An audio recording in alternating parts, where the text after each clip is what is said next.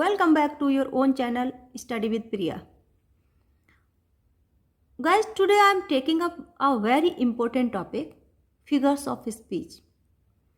This one is a requested video, guys. Some students who are going to face UP board exam, they requested please ma'am make a video on this topic, so I decided to complete it first.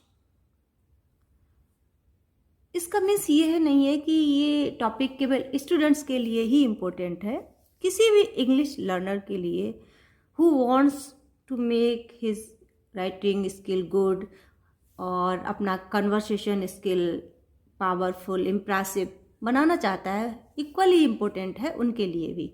और various exam में आप देख सकते हैं कि figures of speech से related काफ़ी question आते रहते हैं, तो you all must watch it, I must say it. काफ़ी इम्पोर्टेंट टॉपिक है, तो लेट अस स्टार्ट। आप सभी अलंकार शब्द से परिचित होंगे, एम आई राइट? जिस तरह से हिंदी में अलंकार होते हैं, इंग्लिश में फिगर्स ऑफ स्पीच होते हैं। आप कह सकते हैं कि फिगर्स ऑफ स्पीच को हिंदी में अलंकार कहते हैं। हमने पार्ट ऑफ स्पीच पढ़े थे। पार्ट ऑफ स्पीच में क्या होता है, हमारे स्पीच के, हमारे सेंटेंस के डिफरेंट पार्ट होते हैं। नाउन होता है, प्रोनाउन होते हैं, वर्ब्स, एडवर्ब, एडजेक्टिव, ये सारी चीज़ें मिलके हमारा एक सेंटेंस, हमारी एक स्पीच डेवलप होती है, राइट?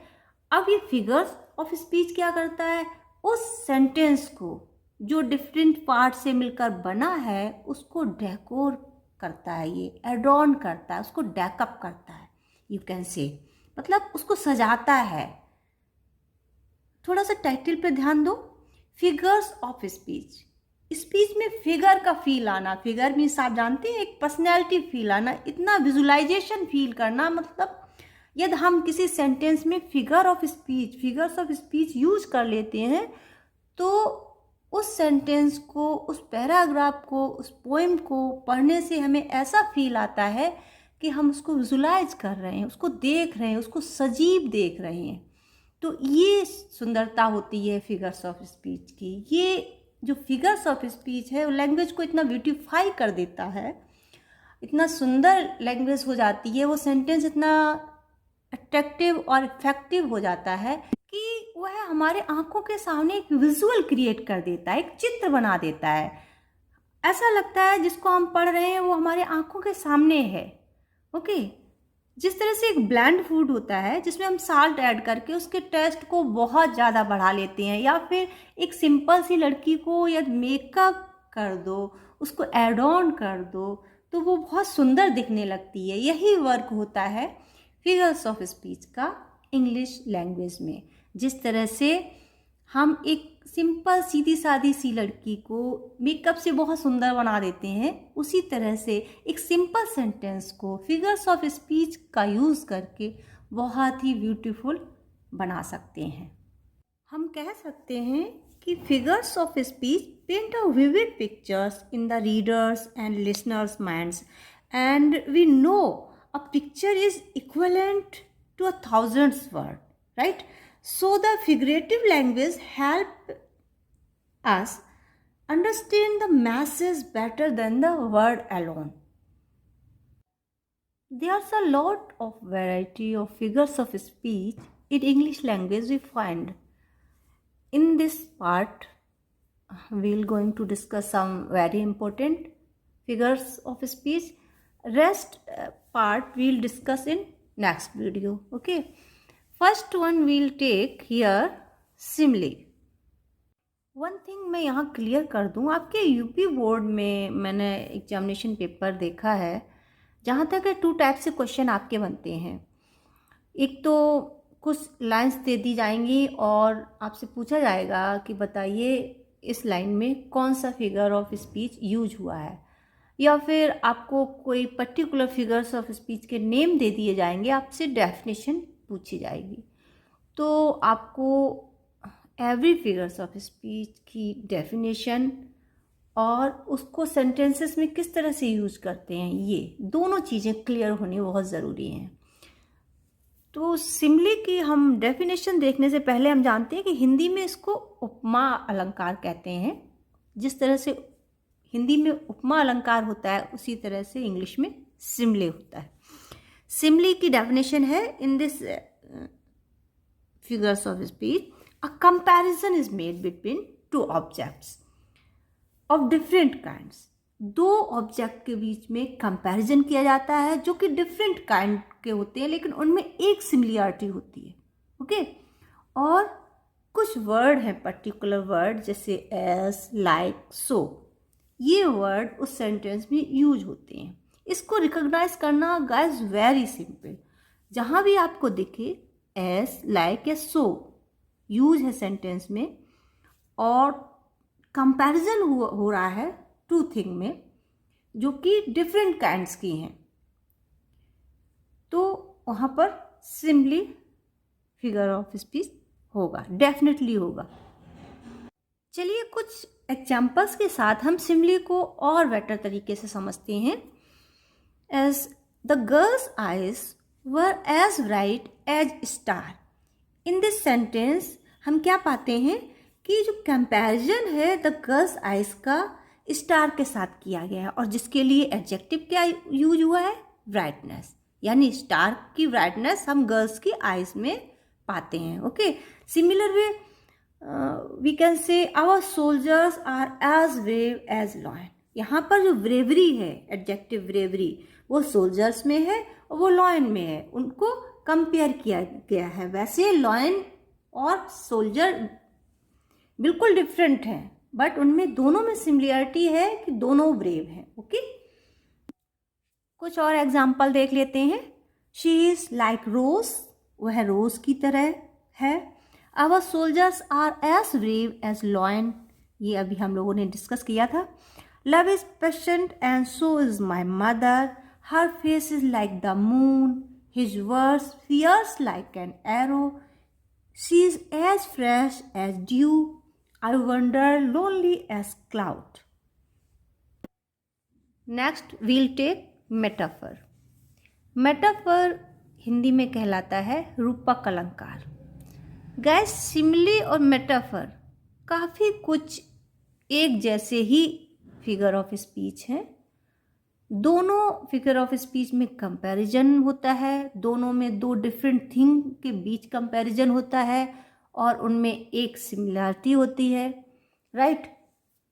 डिफरेंस क्या होता है, सिमिली में हम लाइक, एज, सो जैसे वर्ड यूज़ करते हैं, पर मेटाफर में ये वर्ड यूज़ नहीं होते हैं। और हाँ, मेटाफर आपका मोर इफेक्टिव होता है कंपैरिजन टू सिमिली। डिफाइन कर सकते हैं हम मेटाफर को। In metaphor a comparison is made between two objects of different kinds which have however at least one point in common, but words of comparison are not used. Okay, यहाँ पर use लिखा है, are not used होना चाहिए। Now we'll take some examples of metaphor. Life is roller coaster ride. यहाँ हम क्या पाते हैं, life is being compared to a roller coaster ride. क्योंकि जब हम रोलर कोस्टर राइड को थिंक करते हैं तो हमारे माइंड में क्या आता है, बहुत सारे ट्विस्ट, टर्न्स, क्वेस्ट, टर्ब्स, है ना, ये सारी चीज़ें मूव करती हैं। Same way we relate the life में बहुत सारे एक्सपीरियंसेस हम देखते हैं, ups down, exciting movement, boring movement. Metaphor बहुत वैल्यूएबल है making abstract idea to concrete. हमेशा देखना आप, बहुत ही ब्यूटीफुली मेटाफर में एब्स्ट्रैक्ट आइडिया को कॉन्क्रीट आइडिया में कन्वर्ट कर दिया जाता है।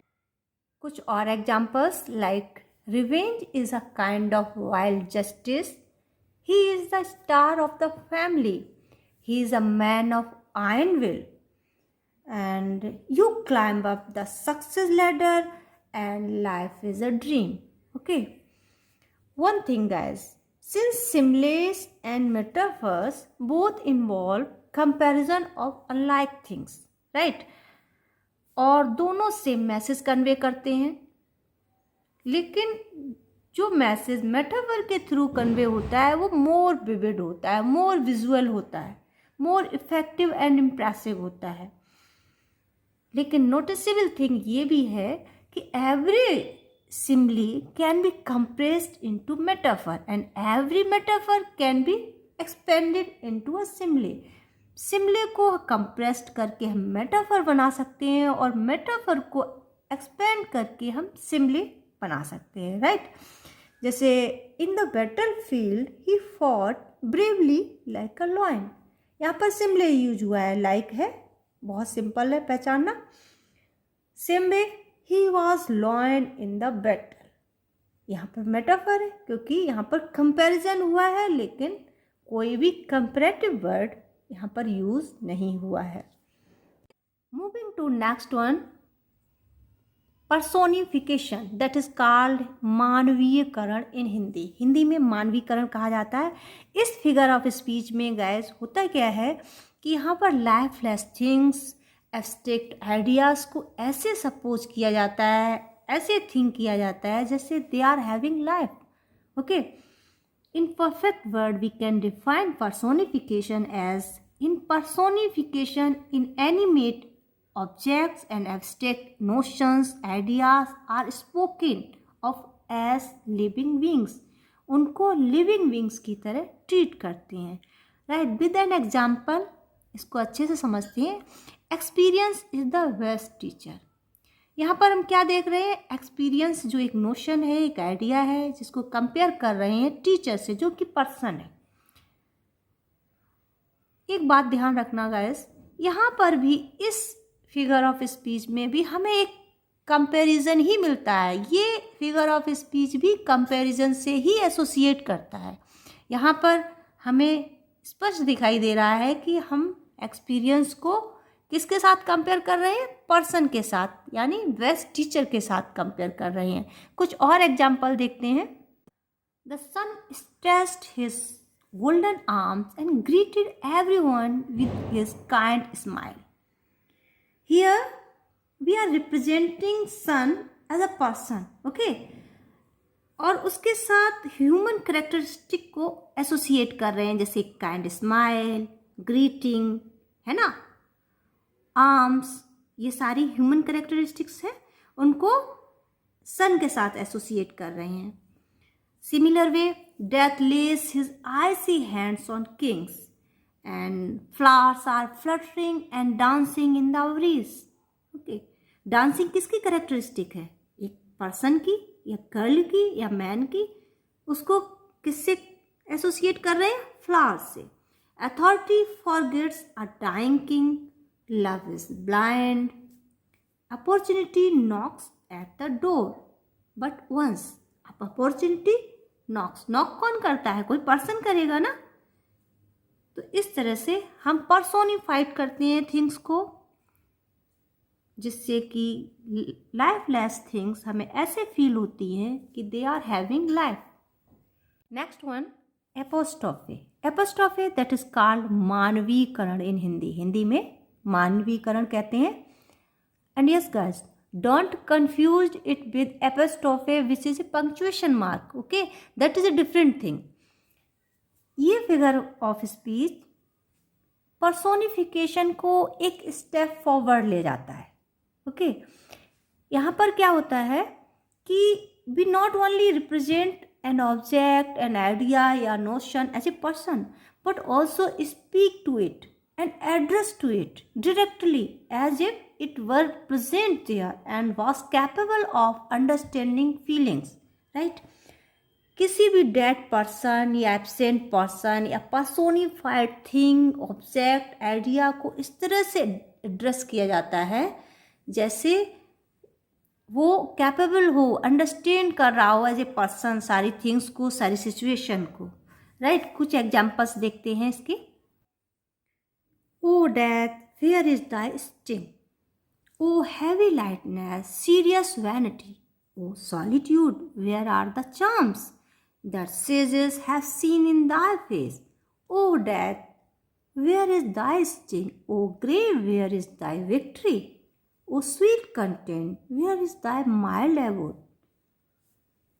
One thing guys, apostrophe is a special form of personification. हमने ये जाना कि जो एपोस्ट्रोफे है वो एक स्पेशल फॉर्म का पर्सोनिफिकेशन ही है, और एपोस्ट्रोफे को रिकॉग्नाइज करना काफ़ी इजी है। यदि आपसे डेफिनेशन क्वेश्चन में पूछी जाती है तो आपको भाई लर्न करनी होगी कि an apostrophe is a direct address to the dead, to the absent और टू पर्सोनिफाइड ऑब्जेक्ट और आइडिया।